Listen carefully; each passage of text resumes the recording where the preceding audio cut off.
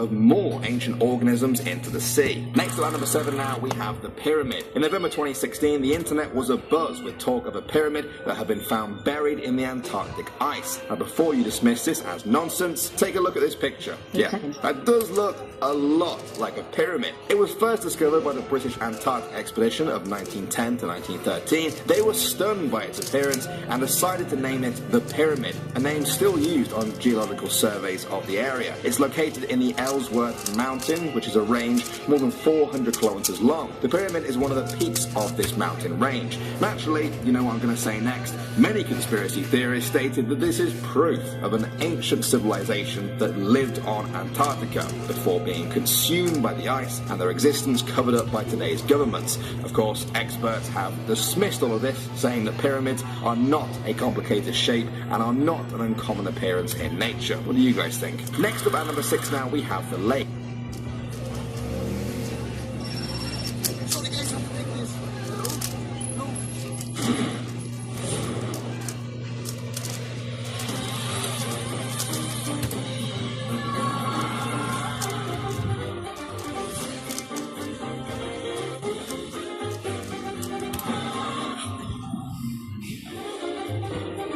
Do you mind?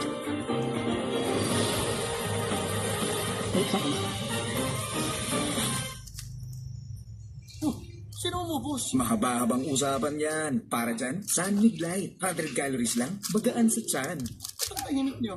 May dumaang mga anghel. Mahaba-habang inuman sa Lake Vostok is one of the biggest lakes on the planet.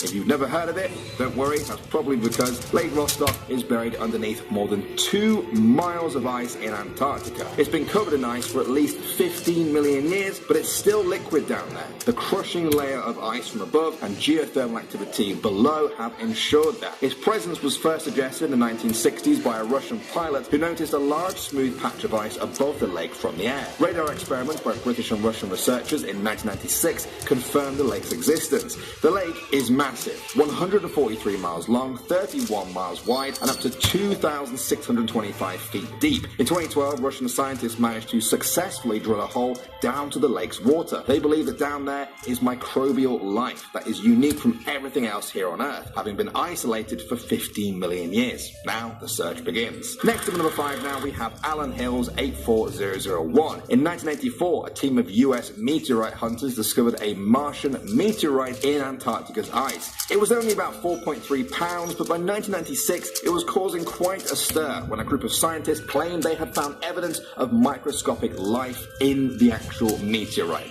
Was this proof of life on Mars, or at least that life used to be on Mars because they thought it was fossilized? The media went into a frenzy either way. Even US President Bill Clinton gave a speech about it. The hysteria was because the strange chain structures on that meteorite looked like they could have been fossilized bacteria. There was also the fact that the meteorite broke off from Mars about 17 million years ago during a time when Mars had liquid water on its surface and carbon dioxide in its atmosphere. It seemed like life could have been around then. Eventually these claims were rejected though, and the features of the meteorite were explained without requiring life to be present. The meteorite now remains on display in the Smithsonian Museum of Natural History. Moving on to number 4 now, we have the dinosaur. In February 2019, the fossil of a new species of reptile was announced. It had been found by researchers in the Antarctic ice during a 2010-2011 expedition. It's believed to be an early relative of dinosaurs who lived in Antarctica millions of years before the continent drifted to its position over the South Pole and became uninhabitable for most complex life forms. Around 250 million years ago, Antarctica was covered in lush forests and rivers with many species of wildlife living there, including reptiles. The temperature is thought to have almost never dropped below freezing point. The scientists named the iguana-sized reptile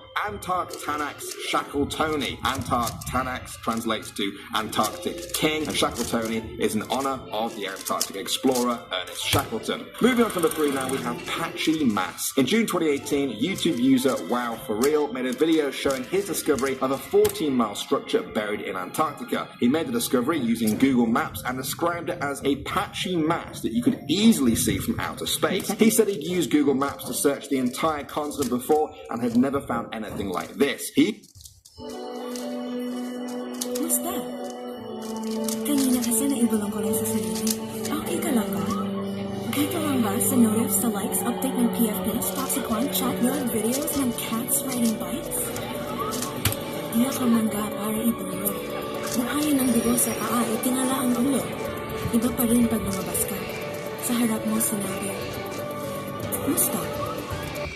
Even pointed out that there were strange brush strokes over the mask, which made him think someone was trying to cover this up. It didn't take long before people started speculating about what was going on here. The YouTuber himself put forward the idea that if the brush effect was removed, perhaps we'd see some sort of giant UFO mothership buried in ice. In all probability, it's probably just a research facility, but we still don't know for sure yet, as this strange block still remains on Google Maps to this day. You can even go and see it for yourself. Coming in number 2 now, we have the wreckage. In January 2013, 3 Canadian men took off in a plane from the Amundsen Scott South Pole Research Station en route to an Italian research base in Terra Nova Bay. At some point during the journey, the emergency transmitter went off and a search party was sent out to find them. Bad weather hampered rescue efforts, and after 6 days they finally found the plane, but it was too late to save them. It had crashed into one of Antarctica's highest mountains. The rescue team were unable to get into the cockpit and were only able to retrieve some luggage. After 4 hours there, they determined it was too risky to stay any longer, as the weather was taking a serious turn for the worse,